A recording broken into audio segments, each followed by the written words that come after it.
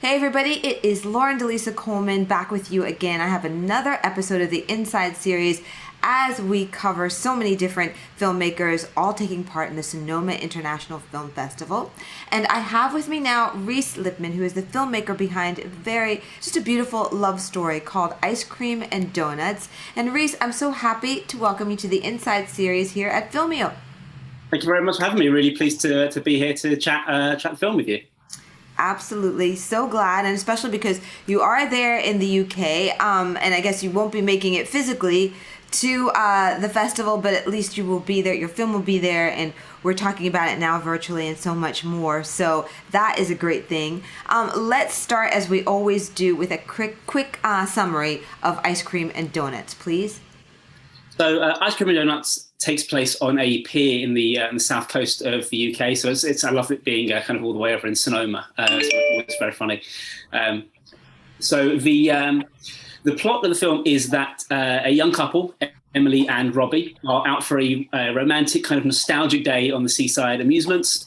And the talk starts turning to their future and how they see the relationship progressing in the future. And over the course of one afternoon and one conversation, we start to see perhaps their dreams don't actually fully align, and how does their future play out with some of the discussions they have over the course of the afternoon.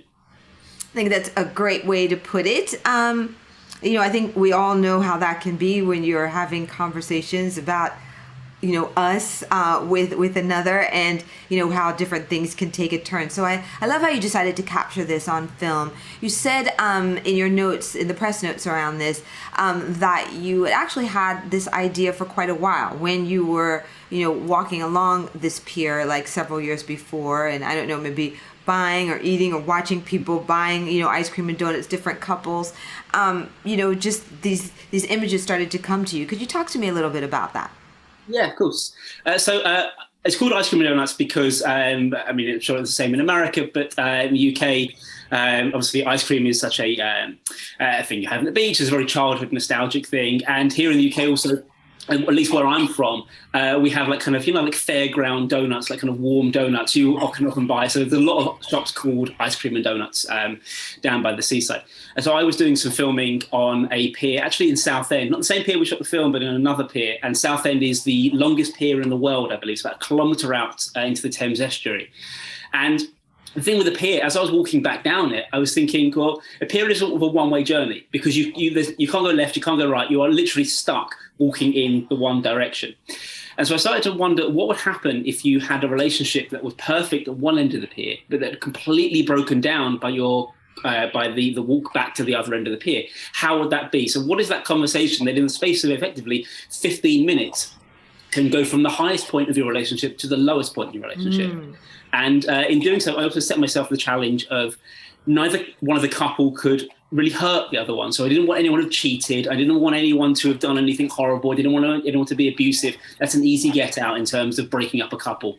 I wanted both members of the couple to be right in their belief, and I wanted both members of the couple to still be in love with the other person by the end of the film, but also knowing that perhaps the relationship isn't as strong as it was before. And I thought a pier and that element of seaside nostalgia and childhood nostalgia was a great backdrop for this romance when you're looking forward to the future while having kind of that element of the past being quite a large part of almost a character in itself within the film.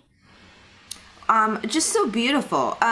Let's talk a little bit about the cast, because this is they're actually people of color, Black, British, and so I'm curious about how you decided to kind of use a couple of color as a vehicle for this story, and they're also very well accomplished, right? So the male lead has been in Hamilton there, and the female lead just a number of different accolades. How did that all come together? I was just very curious watching this, and I love, by the way, just as an aside, and if you guys get to check this out, do on YouTube, just the wonderful way that you've captured the actors talking about the character, and really just kind of nicely edited back and forth, and a lot of depth, right? So yeah, tell me all about this kind of part of the film, because it really hinges on these two characters.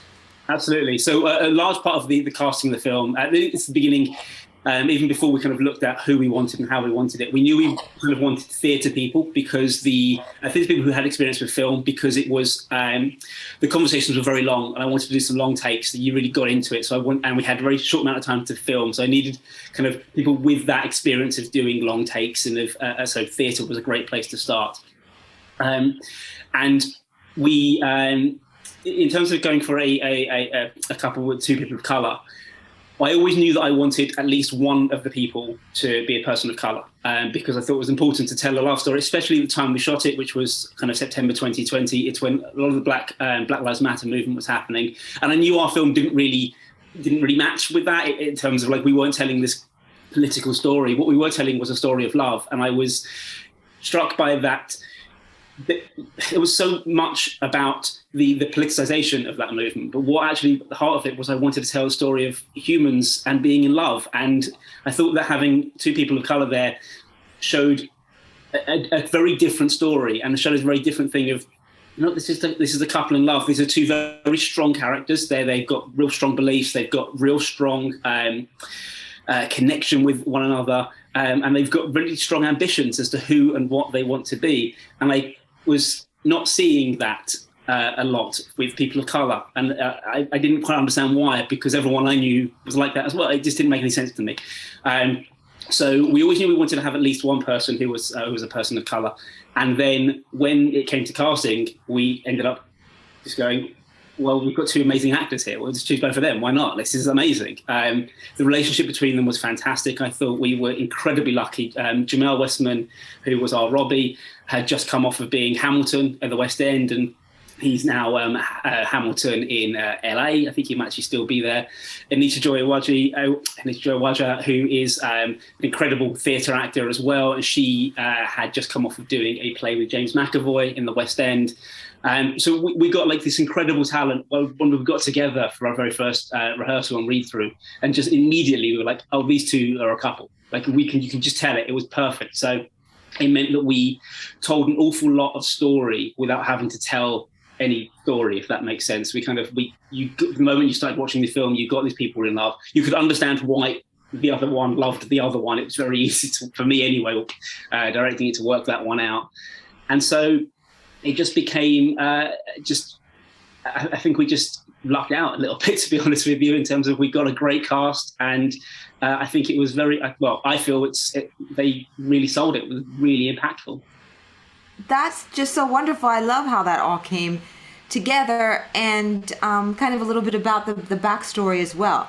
But there is one other character that we're leaving out, and I love how you refer to this in your director's notes, that the seaside is actually a character in this, and of course the sea, the ocean, symbolic of so many different things.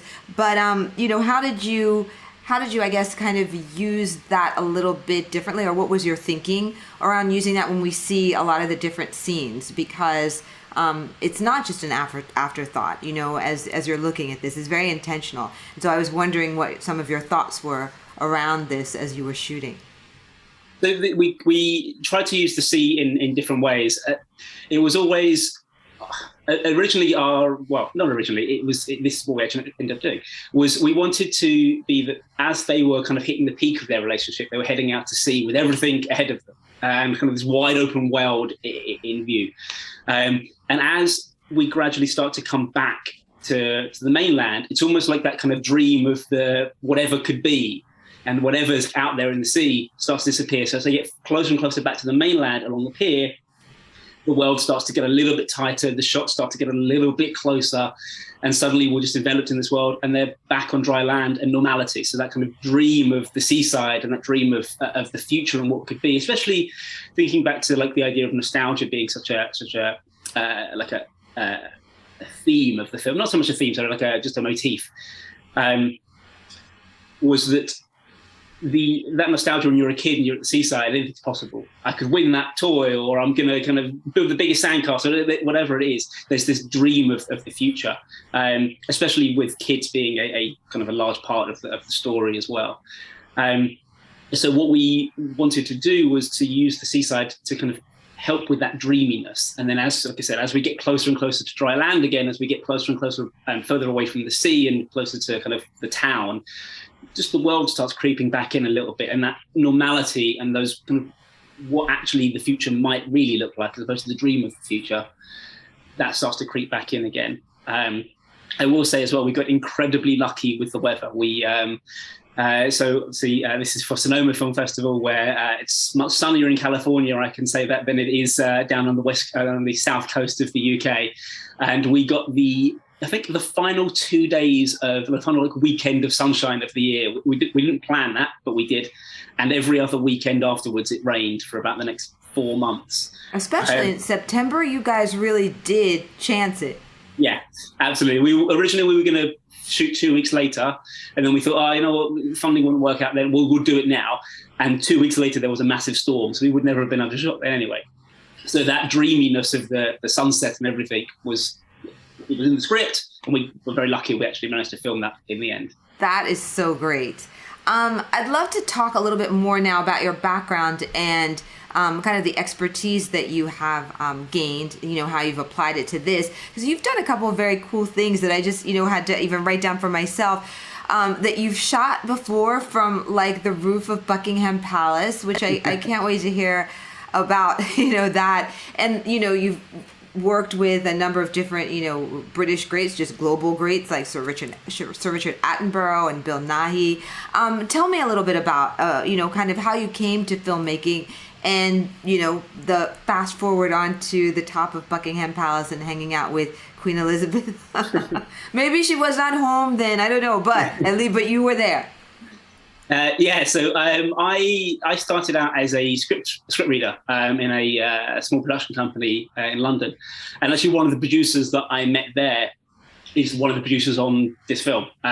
So we've kept in contact for the kind of past 10, 12 years, and we've always sent back and forth scripts, and I've sent him things that I've made, and this is sort of the biggest thing we've made so far, and we're still working together and hoping to make some more shorts and potentially, hopefully, one day a feature together. And so from there, I became a videographer.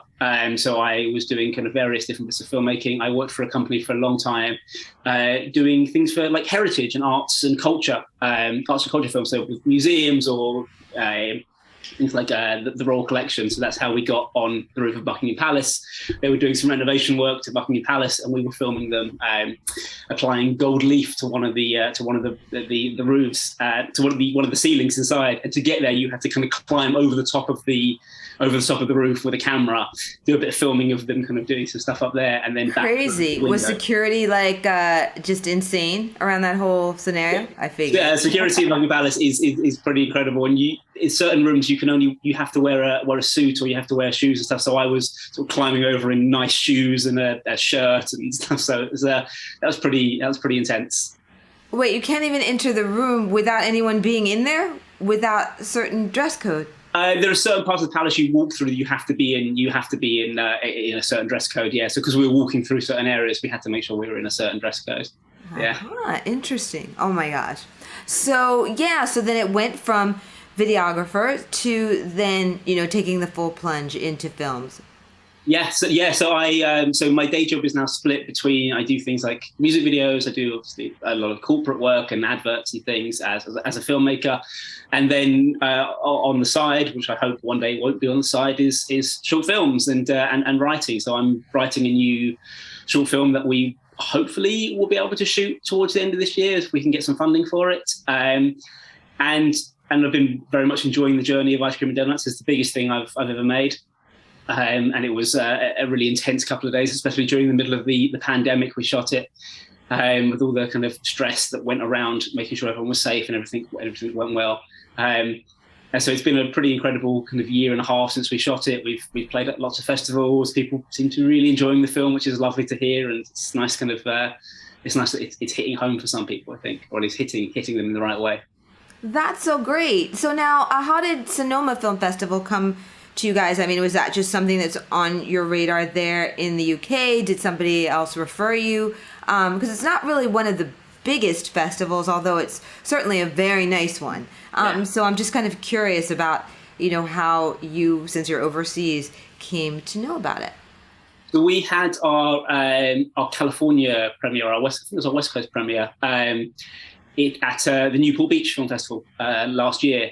And from there, Sonoma, I think, saw the film as part of it and got in touch, and we were very happy to play there. Coolness! So they reached out to you then. Yeah. So nice. that was lovely, and it's a beautiful festival. I'm gutted to be missing it. To be honest, it's a really good festival. Because it just is, as you know, I've been speaking with all the filmmakers, you know, it's not just the films, but the food and the wine and just, you know, the vibe. So maybe we'll be able to make it there, you know, next year, shoot another film and then have it there for next year. Absolutely. Which I guess is a good segue into my next question, which is, what are you working on now? I know you kind of alluded to it a little bit, but can you give us any more details or things that you would like to be able to work on? Yeah, absolutely. So I've got a couple of things that are like at script stage at the moment that we're pushing through with a little bit more. So I've got a short film, which is more of a family drama.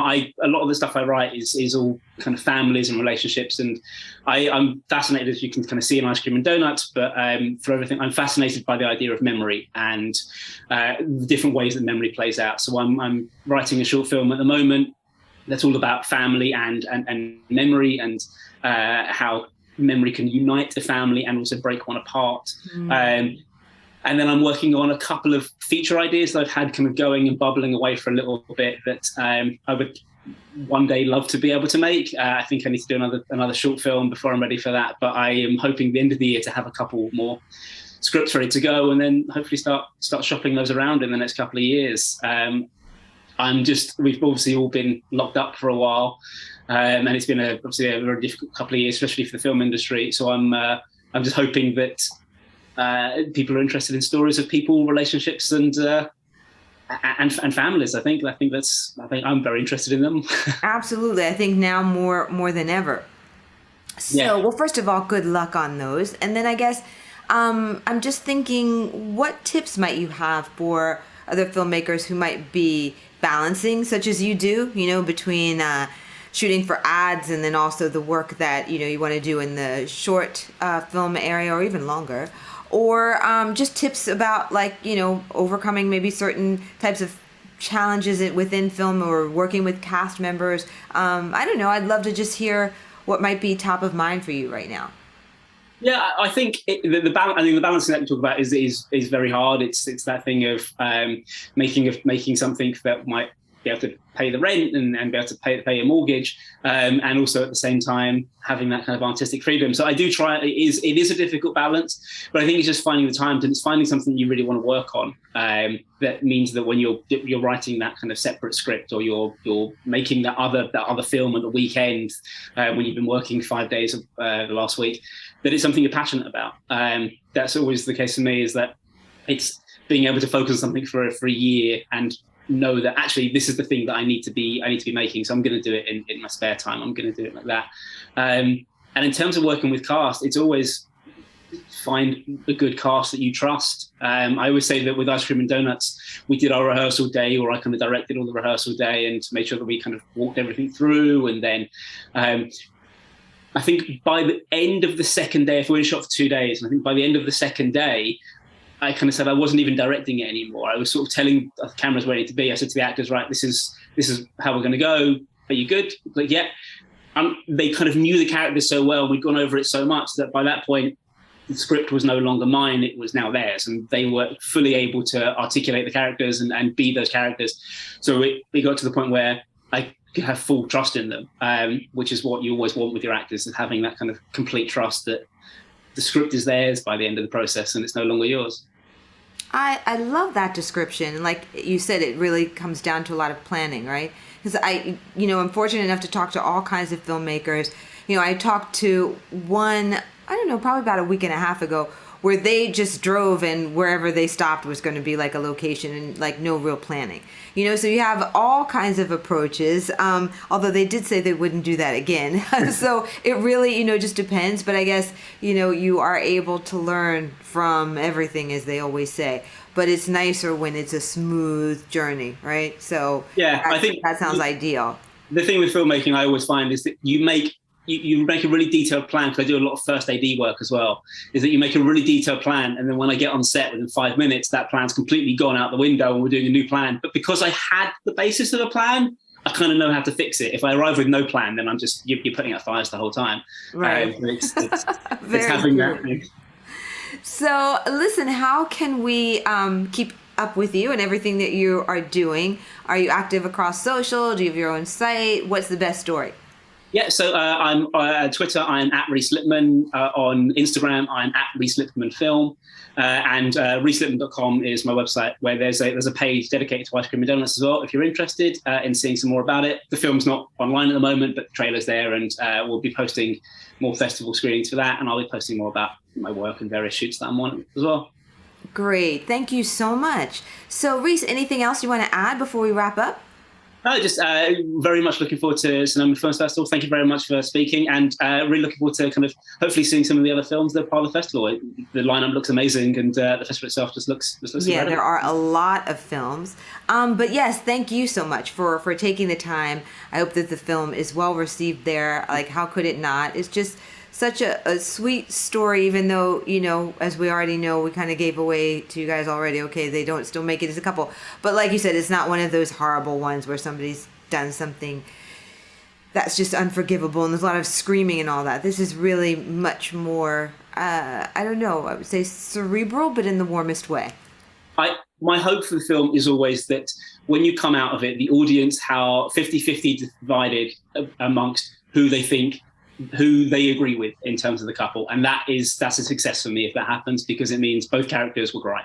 Yeah, right. A very good way to look at it. Well, again, thank you so much, Rhys. And you guys, as always, thank you so much for watching. I hope that you have enjoyed this interview that we're doing in our whole series for the Sonoma International Film Festival. We have more coming up for you, so do not miss it. Click on the very next one. I am, as always, Lauren DeLisa Coleman for the Inside series here at Filmio. Thanks for watching.